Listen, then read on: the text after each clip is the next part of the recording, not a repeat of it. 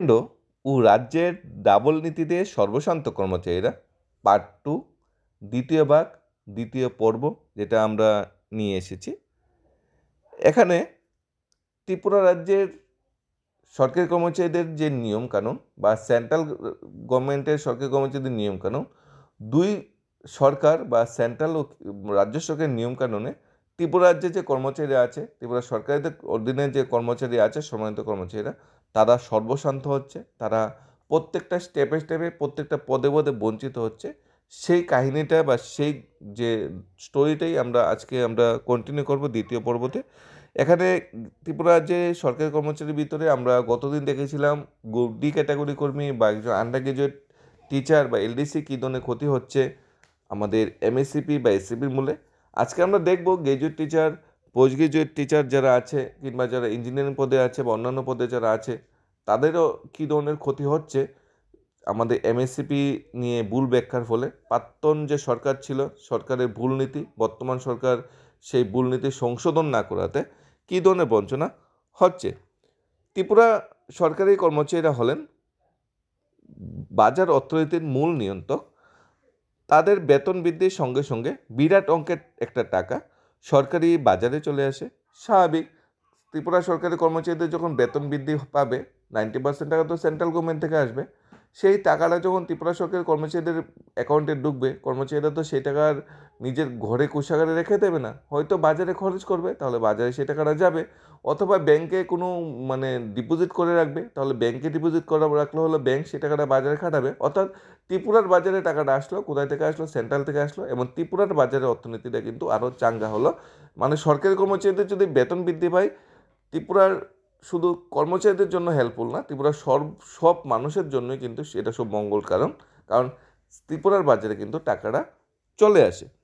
এর ফলে সরকার যে কর, সেই করটা বৃদ্ধি পাবে, সাধারণ জনগণের ভিতরে টাকাটা ডিস্ট্রিবিউশন ভালো হবে, কর্মসংস্থান বৃদ্ধি পাবে। একটা যদি আমরা উদাহরণ দেখে জিনিসটা আরেকটু ভালোভাবে দেখি, কোভিডকালে অর্থনীতির যখন বিপর্যয় ঘটেছিল, হঠাৎ রাজ্য সরকার উৎসব অগ্রিম, ফেস্টিভ্যাল অ্যাডভান্স 5,000 থেকে বাড়িয়ে 20,000 টাকা করার সিদ্ধান্ত নিয়েছিল। কিন্তু হঠাৎ করেই কিন্তু বাজারে 5,000 থেকে 20,000 টাকা ফেস্টিভ্যাল অ্যাডভান্স করাতে কর্মচারীরা কিন্তু সে টাকাটা ঘরে কিন্তু রেখে দিনি, সবাই কিন্তু বাজারে যে টাকাটা খরচ করেছে, বাজারের অর্থনীতিটা কিন্তু তখন সরাসরি একটু চাঙ্গা হয়েছে। এবং তখন কিন্তু বাজারে মানে যে টাকার যে আদান প্রদানটা সেটা কিন্তু আরও ভালো হয়েছিল। এবং সেই টাকার যখন সরকারি কর্মচারীরা বাজারে খরচ করে, তখন কিন্তু জিএসটিও কিন্তু দেয়, তাহলে সরকারি কোষাগারে জিএসটি ঢুকে এবং সাধারণ জনগণের ভিত্তিতে কিন্তু টাকাটা ডিস্ট্রিবিউট হয়। সম্প্রতি ভারত সরকার বছরে 12 লাখ টাকা আয়ে অবধি আয়ে আয়কর শূন্য করার ঘোষণা দিয়েছে। এতে সরকারি কর্মচারীদের যেমন লাভ হবে, তেমনি বিশাল অঙ্কের টাকা বাজারে বিনিয়োগ হলে সরকার সেখান থেকে জিএসটি আদায় করতে পারবে, সরকার রাজস্ব ভাণ্ডারও সমৃদ্ধ হবে। এই ঘোষণার জন্য রাজনৈতিকভাবে কেন্দ্রের শাসক দল লাভবান হয়েছে।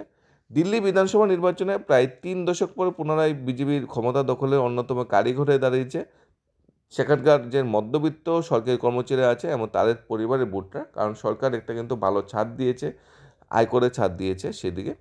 প্রসঙ্গত বলে রাখা দরকার, দিল্লির মোট জনসংখ্যার 8% বেশি কিন্তু সরকারি কর্মচারী। কিন্তু ত্রিপুরাতে সরকারি কর্মচারী, বিশেষ করে চতুর্থ শ্রেণী থেকে পিজিটি স্কেল অবধি কর্মরত কর্মচারীর বেতন এতটাই কম যে আগে মৎস্যত্বের থেকে আয়কর বাবদ যেন কোনো আয়ই হবে না সরকারের। কেন আয় হবে না সরকারের? সরকারের যদি আয়কর হিসাবে, যদি ইনকাম ট্যাক্স হিসাবে আয় করতে হয়, ন্যূনতম 12 লাখ টাকা বছরলি ইনকাম হতে হবে, সাথে 75,000 টাকা টেন্ডার ডিডাকশন তো আছে। অর্থাৎ 12,75,000 টাকা যদি কেউ ইয়ারলি ইনকাম হয়, তাহলেই সে ট্যাক্সের আন্ডারে, মানে সেই কর্মচারী ট্যাক্সের আন্ডারে পড়বে। অর্থাৎ প্রায় 1,05,000 থেকে 6,000 টাকা, 1,06,000 টাকার মতো তোমাদের প্রতি মাসে ইনকাম হতে হবে। ত্রিপুরার যে আন্ডার গ্রাজুয়েট টিচার ধরি, গ্রাজুয়েট টিচার ধরি, পোস্ট গ্রাজুয়েট টিচার ধরি, ইভেন যারা ডিপ্লোমা ইঞ্জিনিয়ার আছে, ডিগ্রি ইঞ্জিনিয়ার আছে, যারা নতুন নিয়োগপত্র পাবে, কারোরই কিন্তু এত টাকা বেতন নয়। অর্থাৎ যে ত্রিপুরা সরকারের যে কোষাগারে বা সেন্ট্রাল গভর্নমেন্টের যে আয়কর থাকবে না বললেই চলে। একমাত্র ত্রিপুরা সরকারি কর্মচারীদের ইনকাম কম বা স্যালারি কম বলে। যেখানে সেম স্কেলে থাকে সেন্ট্রাল গভর্নমেন্টের কর্মচারীরা ইনকাম ট্যাক্স দেবে, বা আসাম বা পার্শ্ববর্তী রাজ্য ইনকাম ট্যাক্স দেবে, ত্রিপুরা সরকারি কর্মচারীদের ইনকাম ট্যাক্স দিতে হবে না। কারণ ত্রিপুরা সরকারি কর্মচারীদের সেই পরিমাণ ইনকামই নেই। সেই পরিমাণ ইনকাম থাকলে তো ইনকাম ট্যাক্স দিতে হতো। মানে একদিকে যেমন বেনিফিট ইনকাম ট্যাক্স দিতে হচ্ছে না, অন্যদিকে সবচেয়ে বড় ক্ষতি হলো আমাদের ইনকামের যে স্ট্যান্ডার্ডটা বা আমাদের যে স্যালারি স্ট্যান্ডার্ডটা এত লোতে নেমে গেছে যে আমাদের ইনকাম ট্যাক্স আতাই আমরা পাই না। আমরা পোস্ট গ্রাজুয়েট টিচার চাকরি করছি কিন্তু আমরা ইনকাম ট্যাক্স দিতে হবে না, আমরা ইনকামই নেই, সেই পরিমাণ ইনকামও নেই, আমরা ইঞ্জিনিয়ার হিসেবে জব জয়েন করছি, আমাদের সেই পরিমাণ ইনকামও নেই যে ইনকাম দিয়ে দিতে হবে।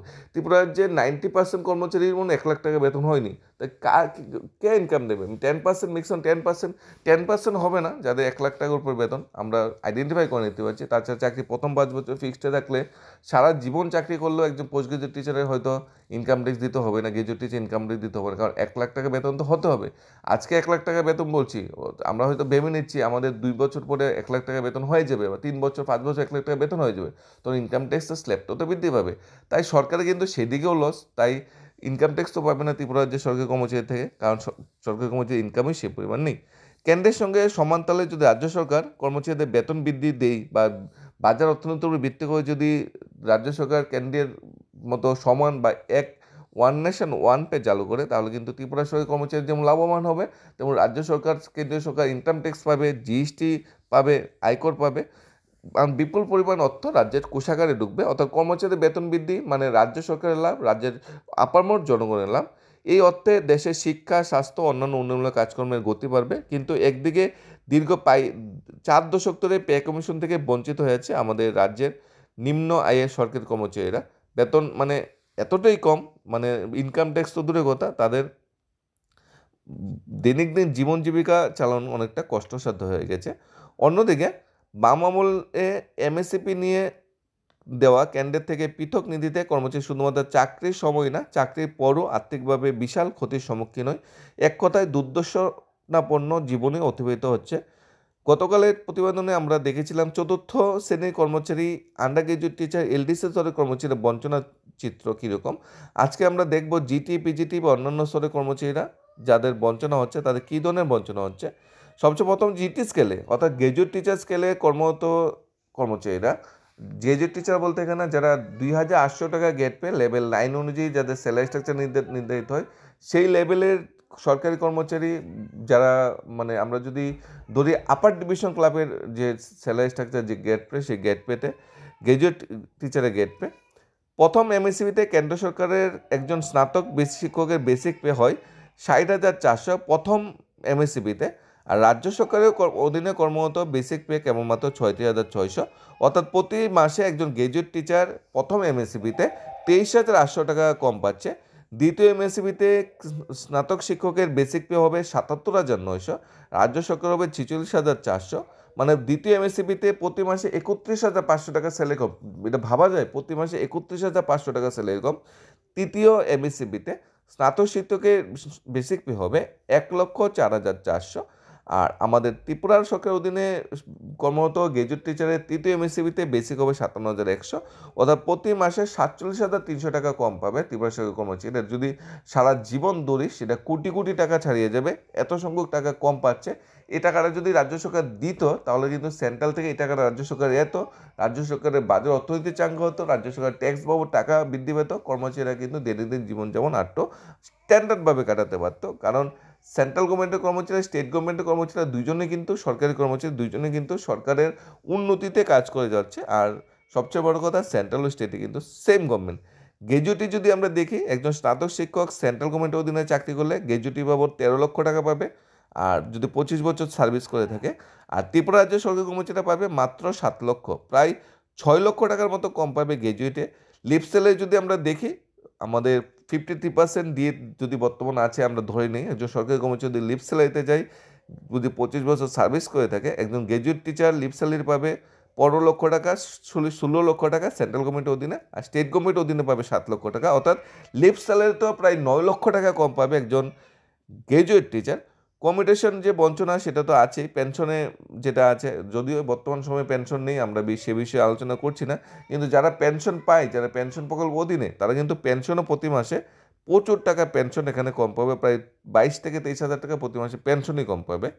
একজন পিজিটি বা পোস্ট গ্রাজুয়েট টিচার যদি হয়, আমরা এখন গ্রাজুয়েট টিচার বা টেট 2 বা গ্রাজুয়েট টিচার দেখেছি এসটিজিটি, একজন পোস্ট গ্রাজুয়েট টিচার যদি দেখি আমরা, প্রথম এমএসসিবিতে কেন্দ্র সরকারের একজন স্নাতকোত্তর শিক্ষকের বেসিক পে 65,200, আর রাজ্য সরকার 46,000 মানে 19,200 টাকা কম। স্নাতকোত্তর শিক্ষায় বেসিক পে দ্বিতীয় এমএসসিপিতে সেন্ট্রাল গভর্নমেন্টের অধীনে দাঁড়াবে 84,900, স্টেট গভর্নমেন্টও হবে 59,000। তৃতীয় এমএসসিপিতে কেন্দ্রীয় সরকারের কর্মচারীরা বেসিক পে কম পাবে, দ্বিতীয় এমএসসিপিতে 25,900, আর তৃতীয় এমএসসিপিতে সেটা ব্যবধান হয়ে দাঁড়াবে 40,500, প্রায় 40,000 টাকা কম পাবে। গ্র্যাজুয়েটিতে আমাদের ত্রিপুরা গভর্নমেন্টের পোস্ট গ্রাজুয়েট টিচাররা প্রায় 5 লক্ষ টাকা কম পাবে, লিভ স্যালারিতে 8 লক্ষ টাকা কম, কমিউনিকেশন যে বঞ্চনা সেখানে প্রায় 22 লক্ষ টাকা কম পাবে। এরকমভাবে বঞ্চনা কিন্তু দীর্ঘ থেকে দীর্ঘতর হচ্ছে। মানে প্রথমত স্যালারিতে বঞ্চনা, স্যালারির সাথে সাথে লিভ স্যালারিতে বঞ্চনা, তারপর গ্র্যাজুয়েটিতে বঞ্চনা, এরপর তো আছে আমাদের যে পেনশনে তো বঞ্চনা আছেই। 75 সালে লাগাতার কর্মচারী আন্দোলন ধর্মঘটের ফলে ত্রিপুরাতে বামেদের ক্ষমতা দখলের সূচনা হয়েছিল।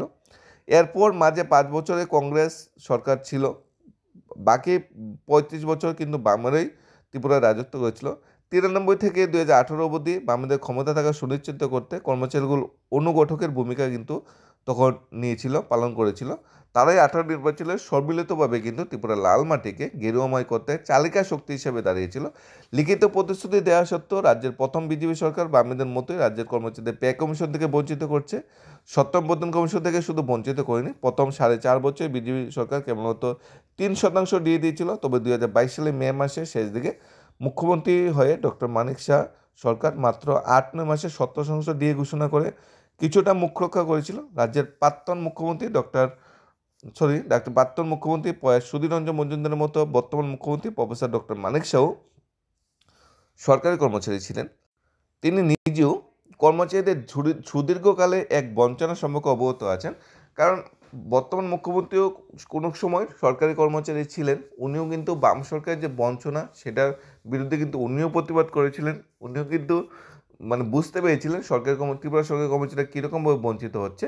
বর্তমান সময়ে উনি আমাদের রাজ্যের মুখ্যমন্ত্রী, উনি কিন্তু ঠিক ভালোভাবে একদম অক্ষরে অক্ষরে প্রত্যেকটা সংখ্যায় জানে ত্রিপুরা রাজ্যের সরকারি কর্মচারীরা কীভাবে বঞ্চিত হয়ে আছে। উনি একমাত্র পারে ত্রিপুরা রাজ্যের সরকারি কর্মচারীদের বঞ্চনা দূরীকরণে ত্রিপুরার শ্রেষ্ঠ মুখ্যমন্ত্রী হিসাবে নিজের নাম প্রতিষ্ঠিত করা, এই সুদীর্ঘকালের বঞ্চনার অবসান ঘটানো। এই কারণে হয়তো ষোড়শ সত্যমোহনের কাছে তিনি পে কমিশন গঠনের সম্ভাবনার কথা বলেছেন এবং তিনি সেটা স্বীকার করেছেন। একমাত্র পে কমিশন গঠন করলেই এই বিশাল বঞ্চনা দূরীকরণ করতে সম্ভব, কারণ পে কমিশন গঠন করলে ফিক্সড পেতে যে নিয়োগটা চলছে সেই ফিক্সড পেতে নিয়োগটা উঠে যাবে। তাহলে ত্রিপুরা জিআরবিটির মাধ্যমে যারা চাকরি পেয়েছে সবাই রেগুলেশন পদ্ধতি আসবে। ত্রিপুরা টিআরবিটির মাধ্যমে টেট 1, টেট 2, এসটিজিটি, এসটিপিজিটি শিক্ষক যারা চাকরি পেয়েছে তারা রেগুলেশনের পথে আসবে। অনিয়মিত কর্মচারীদের রেগুলেশনের পথটা আরও সুরক্ষিত হবে। 23% ডিএ বঞ্চনাটা দূরীকরণ হবে, নিয়মিতকরণের রাস্তাটা একটু সুদৃঢ় হবে এবং সর্বোপরি ফিটমেন্ট ফ্যাক্টর চেঞ্জ হবে। সুদীর্ঘকালের যে বঞ্চনা সেই বঞ্চনা দূরীকরণ হবে এবং একটা ন্যায্য সরকার গঠন হবে এবং সরকারি কর্মচারীরা সেই সরকারের প্রতি সবসময় একটা পজিটিভ ওয়েতে চলবে। কারণ পে কমিশন একটা শ্রেষ্ঠ উপায় ত্রিপুরা রাজ্যের সরকারি কর্মচারীদের বঞ্চনা দূরীকরণে। কারণ পে কমিশন স্বতন্ত্র সত্তা নিয়ে কাজ করে, তাদের রাজ্য সরকার বা তাদের বাছাই করে আমলাদের ছড়িয়ে ঘুরাতে পারে না। বাম আমলে পে রিপোর্ট নামে মূলত বাছাই করে আমলাদের নিয়ে রাজ্য সরকার তার ইচ্ছামতো কর্মচারীদের ঠকিয়েছে। তার আগে রাজ্য সরকার এমএসসিপি দিয়ে কেন্দ্রের থেকে পৃথক নীতি নিয়ে রাজ্য সরকার কর্মচারী বঞ্চনা করেছে। এই নীতিতেও সংশোধন করতে হবে। সেন্ট্রাল গভর্নমেন্টের অধীনে যে এমএসসিপি নিয়মটা কি আমরা গতদিন আলোচনা করেছিলাম। এমএসসিপি হলো প্রথম 10 বছর পর একটা ইনক্রিমেন্ট দেওয়া হবে। ইনক্রিমেন্ট দেওয়ার পর হাই লেভেল বা নেক্সট যে গ্রেডেশন, কেউ যদি লেভেল 9-এ থাকে লেভেল 10-এ চলে যাবে, কেউ লেভেল 10-এ থাকলে লেভেল 13-এ চলে যাবে, কেউ লেভেল 5-এ থাকলে 6-এ চলে যাবে। অর্থাৎ গ্রেডেশন ইনক্রিমেন্টের পাশাপাশি লেভেল চেঞ্জ হবে বা গ্রেডেশন চেঞ্জ হবে। কিন্তু ত্রিপুরা সরকারের যে এমএসসিপি নিয়মটা 10 বছর, 17 বছর, 25 বছর পর শুধুমাত্র একটা ইনক্রিমেন্ট দেওয়া হবে, গ্রেডেশন কিন্তু চেঞ্জ হবে না বা লেভেল কিন্তু চেঞ্জ হবে না। একমাত্র পে কমিশন গঠন করলেই কেন্দ্র ও রাজ্য সরকার কর্মচারীদের মধ্যে যে বেতন কাঠামো ফারাকটা সেটা মেটানো যাবে। এমনটা হলে বর্তমান মুখ্যমন্ত্রী সুধীর রঞ্জনের মতোই কর্মচারীদের চিরকালের জন্য সম্মানের স্থান দখল করে নিতে সফল হবেন। হিমালয় সমান আর্থিক বঞ্চনাকে দীর্ঘায়িত করে সরকারি কর্মচারী পেনশনদের উষানলে পড়েছিল বামেরা। এর জন্যই যে সরকারি কর্মচারীরা সমাজে 1975 সালে নির্বাচনে রাজ্য রাজনৈতিক মঞ্চতে বামেদেরকে বসিয়েছিল, তারাই কিন্তু 2018 সালের নির্বাচনে বামেদের বিদায় নিশ্চিত করেছিল। রাজ্যে বুট রাজনীতিতে তাদের প্রভাবের পূর্ণ প্রমাণ করে দিয়েছে। অর্থাৎ রাজ্যে যে বুটের রাজনীতি কিন্তু সরকারি কর্মচারীদের অবদান কিন্তু অনস্বীকার্য। তারা কিন্তু খুব বিরাট বড় একটা ফ্যাক্টর হিসেবে কাজ করে রাজ্য সরকার পরিবর্তনে। সেটা 2018 সালে আমরা দেখতে পেয়েছি, 1975 বা 93 সালে আমরা দেখতে পেয়েছি, এবং 2028 সালে হয়তো আমরা সেটা দেখতে পারবো।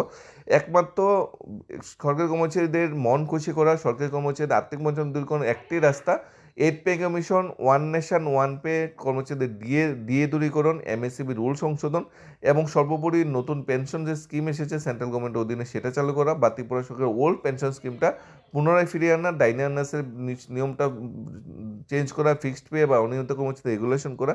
সব দিক দিয়ে যদি সেই বঞ্চনাটি দূরীকরণ করা সম্ভব হয় তাহলে কিন্তু 2028 সালে একটা বড় ফ্যাক্টর হবে, এবং বর্তমান মুখ্যমন্ত্রী আরও সবচেয়ে বেশি সংখ্যক ভোটে ত্রিপুরা রাজ্যে আরও প্রতিষ্ঠিত হবে। তার মধ্যে একটি রাস্তা সরকারি কর্মচারীদের ন্যায্য অধিকার, তাদের যে বঞ্চনা সেটা দূরীকরণের করে তাদের মন জয় করা, এবং তাদের মন জয় করতে গেলে যে টাকা বা অর্থের সংস্থান করা দরকার সেটা সংস্থান করা। ধন্যবাদ সবাইকে। চলবে আছি আমরা। আশা করছি ত্রিপুরা রাজ্যের সরকারি কর্মচারীদের বঞ্চনা 2025 সালে শেষ হবে। সেই আশাতে আমরা মুখ্যমন্ত্রীর উপর আস্থা রাখছি, এবং আমরা সবাই যে একত্রিত হচ্ছি ধীরে ধীরে, সে একত্রিত হয়ে আমাদের চাপ বা আমাদের যে স্ট্যান্ড সেটা দেখাতে হবে। তাহলেই হয়তো সরকার সেই বিষয়ে আরও পজিটিভ ওয়েতে চিন্তা করবে, কারণ আমাদের ত্রিপুরা রাজ্যের মুখ্যমন্ত্রীও কিন্তু একজন সরকারি কর্মচারী ছিল। ধন্যবাদ সবাইকে। Studies of Tripura YouTube channel.